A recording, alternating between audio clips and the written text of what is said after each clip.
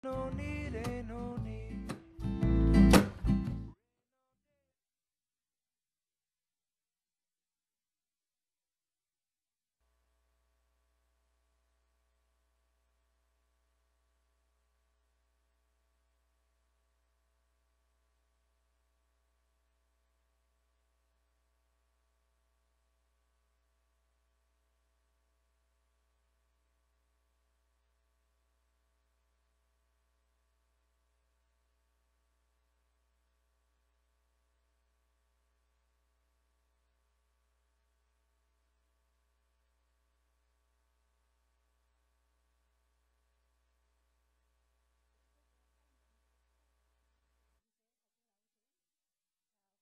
복습들을 잘 해주셔야지만 학습 효과를 몇 배로 더 높일 수 있다고 생각을 하셔야 되고요.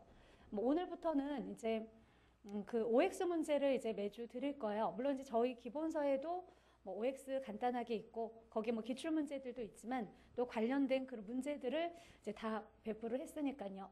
자, 그런 부분들을 이제 가지고 복습을 하실 때 좀 유용하게 활용을 하셨으면 좋겠습니다. 자, 오늘은요, 이제 74, 그래요.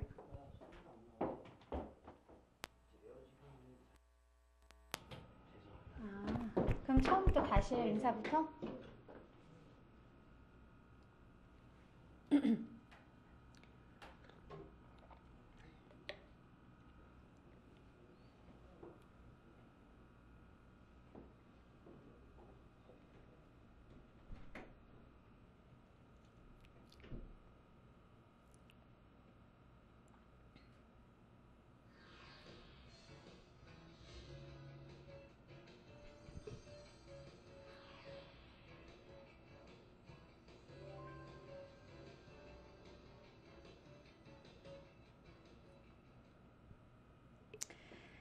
안녕하세요.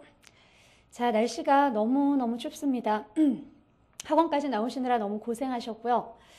일주일 동안 한 주간 열심히 공부를 하셨는지 모르겠습니다. 오늘 또 나오시면서 오늘 무슨 과목이지 막 부랴부랴 확인하시면서 그 학개론 책이 어디 있느냐 막 또 찾고 그래서 일주일 동안 그 쌓인 먼지를 막 털어서 나오신 분이 행여 계시지 않을까 걱정스럽기도 한데, 자, 일주일 동안 그 학개론 책을 옆에 끼고 열심히 그 복습들을 하셨는지 모르겠습니다. 복습을 또 잘 해주셔야지만 학습 효과를 몇 배로 또 높일 수 있다고 생각을 하셨으면 좋겠고요. 뭐 저희 기본서에는 중간중간 이제 기출문제나 OX 문제가 간단하게 이제 수록이 되어져 있는데, 이번 주부터는 이제 아마 그 또 프린트물 OX를 정리한 지금 단계에서 막 문제 같은 것을 많이 다루는 것보다는 이론 정리를 탄탄하게 하시는 게 더 중요하기 때문에요. 복습하시면서 조금 이제 도움이 되시기 위해서 그 OX 문제들 프린트물을 이제 배부한다, 매주 이렇게 나간다고 생각하시면 되겠습니다. 다음 회 때는 문제들을 뭐 드린다든지 이렇게 그 횟수가 바뀔 때마다 조금씩 이제 나가는 내용들이 틀려질 텐데요. 그런 자료들을 잘 활용하셔서 자, 복습하시는데 도움이 되셨으면 좋겠고요. 자, 하지만 뭐 너무 또 막 자료 욕심 내시고 하실 필요는 없다라고 했습니다. 우리가 자료 욕심이나 뭐 책 욕심 이런 것들 많으신 분들 치고 사실 이렇게 합격하는 분들 잘 못 봤습니다. 막 책이 그 쌓여가는 높이와 결국 합격이 비례하는 것은 아니기 때문에 자, 한 권의 책을 가지고 그냥 여러 번 반복해서 보는 것이 훨씬 더 자, 효과적인 방법이다라고 생각을 하셔야 돼요. 이제 공부하시다 보면 약간 불안한 마음들이 또 생기시다 보니까 어디가 뭐가 문제가 좋더라 뭐 이런 얘기들을 들으면 막 이제 우르르 몰려가서 막 사시고 뭐 이런 경향들이 있더라고요. 사실은 그렇게 해서 별로 그게 효과적이지는 못하고요. 자, 오히려 그죠, 효율성을 떨어뜨린다라고 생각을 하셨으면 좋겠습니다. 지금 우리가 받으신 기본서를 반복해서 정리를 하시면 돼요. 자, 오늘은 이제 자 74페이지 부동산의 이제 특성 부분 자 정리를 하실 차례인데요. 자, 저희가 지난주에는 이제 총론 부분 들어가서 뭐에 대해 공부하셨죠? 부동산 학이 뭐냐라는 부동산 학의 학문적인 성격들에 대해서 자 간단하게 살펴봤었고요. 특히 부동산에 대한 얘기를 하는 부분이었었습니다. 그럼 이 부동산 학에서 부동산이 뭐냐? 자, 그래서 지난주에는 크게 두 가지에 대해 살펴봤네요. 부동산의 개념에 대해서, 자, 그리고 부동산의 분류에 대해서 자 살펴보셨는데요. 자, 개념이라고 하면 단순히 우리가 토지 및 그 정착물이다라고 하면 민법상에서의 부동산일 뿐이죠. 학개론상에서는 항상 어떤 사고가 필요하다고요? 복합 개념의 사고가 필요하다고 생각을 하셔야 돼요. 그래서 우리가 부동산의 개념 역시 복합 개념으로 구분을 해서 물리적으로는 자 또는 경제적으로는 법률적으로는 자 어떻게 정의할 수 있는가? 자 복합 개념 측면에서 이제 살펴보셨었습니다. 자 그래서 법률적 측면에서 봤을 때 협의의 부동산이다라고 하면 토지 및 그 정착물을 가리킨다. 거기 이제 정착물이다라는 것에 대해서도 잘 정리를 해주실 필요가 있고요. 자 분류다라고 하면요. 자 크게는 뭐 토지의 분류와 주택의 분류를 자 구분을 할 수가 있는데 자 주택의 분류다라고 하면 이제 주택법상 단독주택화 그죠? 크게는 뭐 공동주택으로 구분하는 내용들을 봐주시면 되고요. 특히 이 토지의 분류다라고 하면 뭐 지적법상에서는 토지를 28개 지목으로 공법상에서는 용도지역지구로 구분을 하지만 학개론상에서 가장 그래도 중요하게 보실 부분은 감정평가상 용어들에 대한 정리였다라고 할 수가 있습니다. 자 그래서 우리 뭐 택지, 그렇죠? 대지, 뭐 부지, 후보지, 이행지 이런 용어들에 대해서 공부를 하셨어요. 자 그래서 바로 그런 부분을 또 하나씩은 잘 출제가 되니까 용어 정리하신다라고 생각하시고 정리를 해주시면 되는 부분이 되겠습니다. 자 그러면 이제 오늘 사실은 이 개념에 대해서 얘기를 하면서 여기 토지의 속성들까지 바로에란 학자가 토지를 8가지 속성으로 구분을 하죠. 자 그 속성들까지 다 같이 살펴보신 셈인데요. 그럼 오늘은 이제 마지막 부동산의 특성에 대해서만 이제 정리하시면 자 이 총론 부분이 마무리가 된다라고 할 수가 있습니다. 자, 그럼 이제 부동산의 자, 이 독특성. 사실은 이 부동산이 가지고 있는 이 독특성 때문에요. 오늘날 부동산학이라는 학문이 별도로 정립될 수밖에 없었다라고 생각을 하시면 돼요. 이 특성들이 뭐 보통은 최근에 들어서는 이 특성 자체에서 한 문제 정도가 이렇게 출제되지만 자, 그러나 그 뒤에 연결되는 시장론, 경기 변동, 그래서 감정평가까지 사실은 알게 모르게 쭉 따라다니면서 연결되는 부분이 오늘 보신 이 특성 부분이다라고 할 수가 있습니다. 자, 그래서 나중에 뭐 시장론에 가면 부동산 시장의 특성, 그래서 가격 이론에 가면 부동산 가격의 특성, 자, 경기 변동에 가면 부동산 경기의 특성, 이런 것들이 다 결국 지금 공부하시는 이 부동산의 독특성에서 비롯된다. 라고 생각을 하시면 돼요. 자, 그래서 자, 지금 페이지로는 우선 자, 74페이지 보시는데요. 자, 토지의 특성을 중심으로 해서 설명을 하고 있습니다. 자, 우리 건물은 사실 인공물이기 때문에요. 자, 건물의 특성은 토지와는 또 다르다라고 할 수가 있어요. 여기서 이제 주로 토지의 특성을 자, 그럼 중심으로 크게는 이제 이분법으로 구분을 해서 자, 우리가 고찰한다라고 보시면 돼요. 그러면 크게 이제 자연적 특성이 있고 자, 물리적 특성, 인문적 특성이 있습니다. 자연적 특성을 이제 물리적인 특성이다 이렇게 표현을 할 수가 있는데 자, 이 자연적 특성과 인문적, 경제적 특성에 그 큰 차이점이 있어요. 성격의 차이.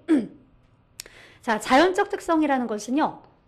토지가 원래부터 가지고 있던 선천적으로 가지고 있던 특성이다라고 생각하시면 돼요.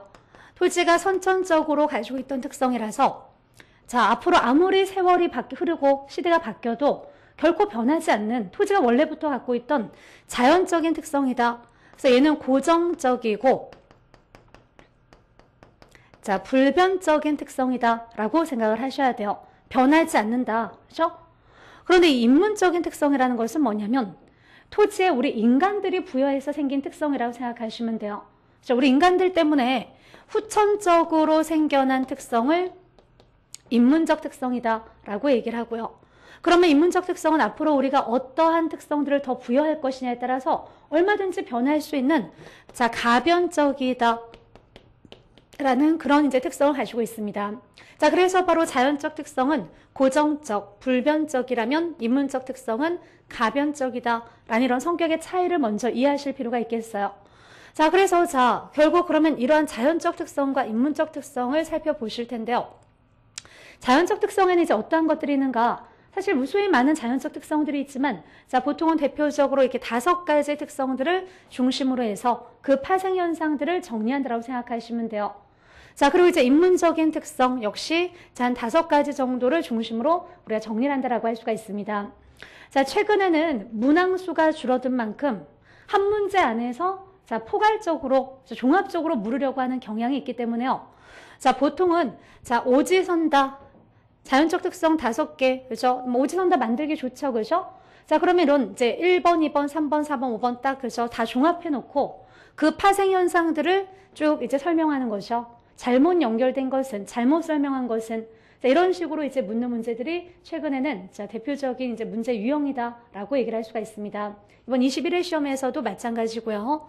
자, 그렇다면 이제 하나하나 저희가 이제 살펴보실 텐데, 자, 우선은 자, 오른쪽에 75페이지 한번 가서 보시면요. 자, 2번에 부동성이라는 특성부터 이제 등장을 해요. 자, 부동산이라는 것이 가장 이제, 그렇죠? 원초적인, 사실 이 자연적 특성들 중에서요, 가장 대표적인 특성을 꼽자면 바로 이 부동성이다라고 할 수가 있습니다. 시험에서 그동안 보면요, 가장 많이 등장한 애가 이 부동성이에요. 거의 뭐 50% 이상은 저 답으로 등장했던 것이 부동성. 정말 그렇죠? 이 부분을 공부하시면서 문제를 푸시면서 정말 모르겠다, 그렇죠? 이 문제의 답을 모르겠다. 그러면 50% 이상 아마 부동성을 찍으시면 답이 될 가능성이 높다라고 얘기를 할 수가 있어요.